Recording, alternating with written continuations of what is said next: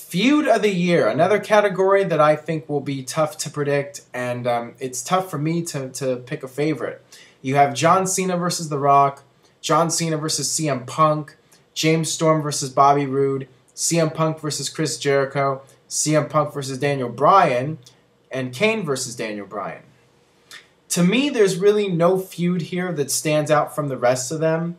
John Cena versus The Rock, it started in 2011, and it continued into 2012, and the big match at WrestleMania, one of the biggest matches of all time.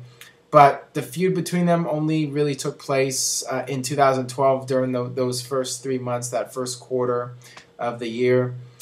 John Cena versus CM Punk, another feud that started in 2011 and resurfaced in 2012.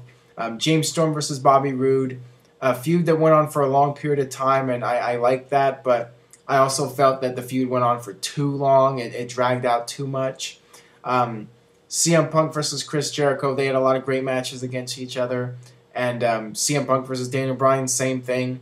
And then you had Kane versus Daniel Bryan, where they started off against each other, and then they became allies. And even though they're a tag team, they're still feuding with each other over who's the tag team champions. And like I mentioned in the Tag Team of the Year, they're an odd couple. I really don't know who will win this one. I think it's going to be a very close poll. And if I had to make a pick, I would go with Kane versus Daniel Bryan. Because as I mentioned, it was a very interesting feud. And it started off with the two of them against each other. And then they later became a tag team against their will. But nonetheless, they became a tag team, and a very entertaining one at that. So Kane versus Daniel Bryan is my pick.